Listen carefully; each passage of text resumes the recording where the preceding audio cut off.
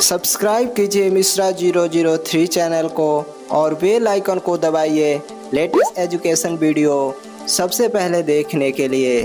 Hello दोस्तों, आज के इस वीडियो में हम जानेंगे कि टीसी कैसे बने, टीसी बनने के लिए एजुकेशन क्वालिफिकेशन क्या होनी चाहिए और टीसी बनने के लिए एग्जामिनेशन पैटर्न क्या होती है और टीसी बनने के लिए एज लिमिट क्या होती है और टीसी बनने के बाद आपकी सैलरी क्या-क्या होती है और टीसी बनने के लिए आपको कौन-कौन से कोर्स करने पड़ते हैं। आपको इस वीडियो में पूरी प्रोसेस बताया जाएगी, तो आप इस वीडियो को अंत तक देखते हैं तो आप टीसी से रिलेटेड कोई भी डाउट आपका नहीं रह पाएगा, आपका सब डाउट क्लियर हो जाएगा। तो आप इस वीडियो को अंत तक देखिएगा। तो नमस्कार दोस्तों, मैं नीतीश मिश्रा आपका बहुत-बहुत स्वागत करता हूं अपने YouTube चैनल मिश्रा 003 में। आज आपके लिए बहुत ही कमाल की वीडियो लेकर आ चुका हूं जो कि टीसी से रिलेटेड है। आप टीसी बनना चाहते हैं तो आपके लिए ये वीडियो बहुत ही महत्वपूर्ण होने वाली है। तो आप इस वीडियो को पूरी देखिएगा और इस चैनल को अभी तक सब्सक्राइब नहीं किया तो इस चैनल को सब्सक्राइब भी कर लीजिएगा और इस वीडियो को लाइक कर दीजिएगा और अपने दोस्तों के पास शेयर भी कर दीजिएगा। तो चलिए बिना देर किए हम वीडियो को स्टार्ट करते हैं एक छोटे से इंट्रो के बाद।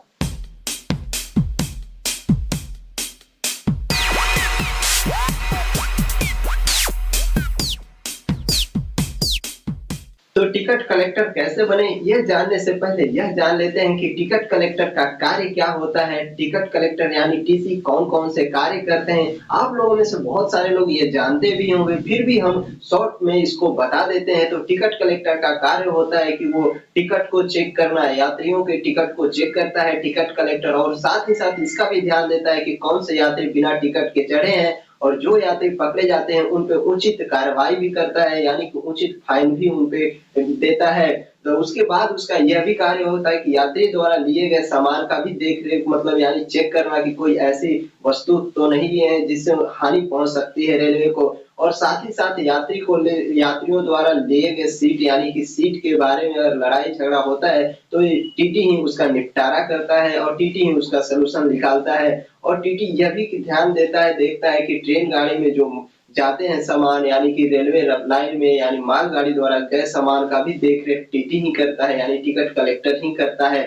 टीटी का काम बहुत ही अच्छा है, वो प्रोफेशनल तरीके से अपने कार्य को करता रहता है। तो दोस्तों, आप जान चुके हैं कि टीसी बनने के बाद आपको क्या-क्या कार्य करना पड़ता है। तो अब जान लेते हैं कि टीसी कैसे बने और इसके लिए क्या-क्या करना पड़ता है। तो सबसे पहले आपको टीसी बनने के लिए आपको एक एजुकेशन क्वालिफिकेशन होनी चाहिए आपकी। तो उसके लिए नंबर 1 है कि आपको भारत का नागरिक होना चाहिए। जी हाँ, भारतीय रेलवे में टीसी बनने के लिए सबसे पहले आपको भारतीय नागरिक होना चाहिए। अगर आप अदर कंट्री के हैं तो आप भारतीय रेलवे में टीसी का फॉर्म अप्लाई नहीं कर सकते। तो सेकंड नंबर है कि आप 12th क्लास पास होने चाहिए, वो किसी भी स्ट्रीम के हो, चाहे आर्ट के हो या कॉमर्स के हो या साइंस के हो, किसी भी स्ट्रीम के स्टूडेंट टीसी का फॉर्म अप्लाई कर सकते हैं। तो थर्ड नंबर पे एज लिमिट आता है। उम्मीदवार की एज लिमिट न्यूनतम 18 वर्ष होनी चाहिए और अधिकतम 25 वर्ष होनी चाहिए। अगर आपकी उम्र 18 से 25 वर्ष से अधिक हो चुकी है, अगर आप 18 से 25 वर्ष के बीच में हैं तो आप टीसी का एग्जाम दे सकते हैं। अदरवाइज अगर आप 18 से 25 से ऊपर हो चुके हैं, आपकी एज 25 वर्ष से ऊपर हो चुकी है तो आप टीसी का एग्जाम नहीं दे सकते हैं। वहीं पे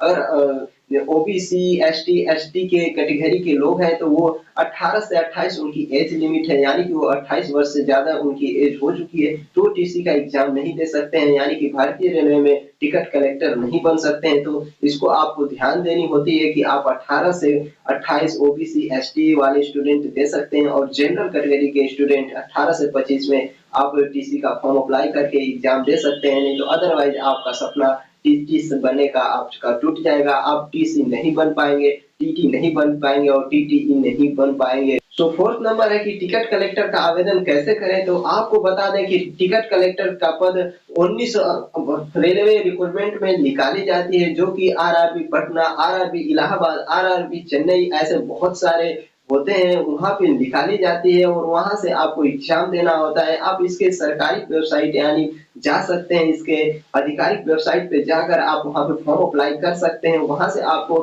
निरंतर देखना होता है कि कब इसकी वैकेंसी निकल रही है। जैसे निकलती है वैकेंसी, आप वहाँ पे जाकर आवेदन करते हैं और आप अपना यहाँ पे एग्ज़ाम के लिए आवेदन कर देते हैं, तो आप सफलतापूर्वक अगर आप एग्ज़ाम देते हैं तो आपको अच्छे से जॉब वहाँ पे मिल जाती है। तो आपको ये ध्यान रखना होता है वेबसाइटों पे कि कब इस पे आवेदन निकल रहा है, और आपको आवेदन करना होता है। जब जॉब निकलती है तो आप आवेदन करके वहाँ पे जॉब ले सकते हैं। तो इसके लिए सबसे अच्छी वेबसाइट है जहाँ पे अपडेट रेगुलर होता रहता है, वहाँ की सरकारीरिजल्ट.com पे जाकर आप वहाँ से अपना ये देख सकते हैं कि किस नौकरी में आपको कौन-सी क्षेत्र में नौकरी आई है, वहाँ से जाकर आप अपना जॉब अप्लाई कर सकते हैं। तो सरकारीरिजल्ट.com को आप ज़रूर वहाँ पे अप्लाई कीजिए और वहाँ से आप देखिए कि कौन से रिजल्ट आए हैं, किसका मेरिट लिस्ट निकला है, किसका आंसर की आया है, किसका मार्कशीट आया है, सॉरी किसका एडमिट कार्ड आया है। ऐसे बहुत सारे अपडेट मिलते रहते हैं जहाँ से आप देख सकते हैं। बहुत ही अच्छा वेबसाइट है सरकारीरिजल्ट.com, वहाँ से आप सब डिटेल देखते रह सकते हैं और आप रेगुलर अपडेट रह पाएँगे। तो चलिए अब जान लेते हैं एग्जामिनेशन प्रक्रिया क्या होती है। तो सो नंबर 1 है कि इंटरव्यू, यानी कि अगर आप ऑफलाइन ऑनलाइन एग्जाम आप अप्लाई करते हैं, उसके बाद आपका डॉक्यूमेंट वेरिफिकेशन होता है, उसके बाद आपको इंटरव्यू के लिए बुलाया जाता है। वहाँ पे आपका इंटरव्यू होता है, मौखिक इंटरव्यू होता है। आप वहाँ पे अच्छा परफॉर्मेंस करते हैं तो आपके लिए एक लिखित परीक्षा के लिए आपको बुलाया जाता है। आप लिखित परीक्षा के लिए रेडी हो जाते हैं। सो नंबर 2 है लिखित एग्जामिनेशन, यानी कि अगर आप इंटरव्यू आपका अच्छा जाता है और आपको लिखित एग्जामिनेशन के लिए बुलाया जाता है, तो इसका एग्जाम रेलवे के मुख्य यानी कि सभी बोर्डों द्वारा यहाँ पे एक ही साथ कराया जाता है, जिसमें आपको ऑब्जेक्टिव क्वेश्चन पूछे जाते हैं, जिनमें से कि 4 रहते हैं ऑब्जेक्टिव क्वेश्चन, और आपको एक क्वेश्चन का आंसर देना होता है और इसमें आपको माइनस मार्किंग भी देखने को मिलती है इन क्वेश्चनों में। तो उसके बाद अगर आप अच्छे से परफॉर्मेंस करते हैं तो आपका सिलेक्शन हो जाता है। और इसमें बात आती है कि इसमें कैसे-कैसे क्वेश्चन पूछे जाते हैं, तो इनमें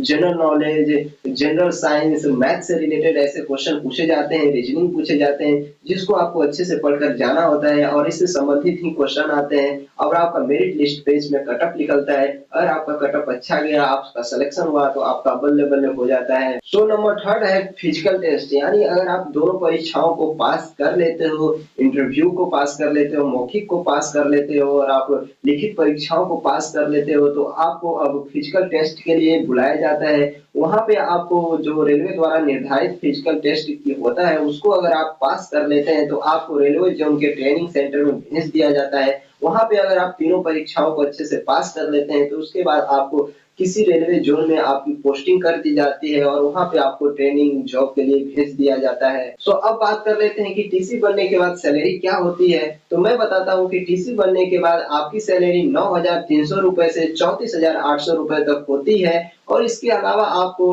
अतिरिक्त आपको डीए मिलता है और आपके परिवार को फ्री में रहने के लिए घर दिया जाता है और साथ ही साथ आपके फैमिली को फ्री में चिकित्सा भी उपलब्ध कराया जाता है और आपकी फैमिली किसी भी ट्रेन में फ्री में सफर कर सकती है। बहुत ही अच्छा इसमें आपको व्यवस्था दी जाती है भारतीय रेलवे द्वारा। तो दोस्तों अब आपको पता चल गया होगा कि टिकट कलेक्टर यानी टीसी कैसे बने, और बहुत सारे लोगों के मन में यह डाउट होता है कि टीसी, टीटी, टीटीई एक ही होते हैं या अलग-अलग होते हैं। तो मैं बताता हूँ कि टीसी, टीटी, टीटीई एक ही होते हैं, लेकिन टीटीई जो होता है वो सबसे सीनियर होता है। सबका काम होता है टिकट चेक करना ही, लेकिन जो टीटीई होता है वो कभी-कभी टिकट को चेक करता है, ताकि वो बहुत सीनियर होता है, इसीलिए वो कभी-कभी टिकट चेक करने आता है। जब वो टीसी के उपलब्ध नहीं रहते हैं तो टीटीई चेक करने टिकट आता है। तो ये डाउट भी आपकी अब क्लियर हो गया होगा। तो दोस्तों ये वीडियो आपको कैसी लगी ये कमेंट करके आप जरूर बताइएगा, और आपको ये वीडियो अच्छी लगी होगी तो लाइक, कमेंट, शेयर जरूर कर दीजिएगा और साथ ही साथ चैनल को सब्सक्राइब जरूर कर दीजिएगा, ताकि आने वाली सारी अपडेटें आपको सबसे पहले मिले। तो चलिए मिलते हैं अगली वीडियो में कोई धमाल मचाते हुए, तब तक के लिए धन्यवाद। जय हिंद, वंदे मातरम।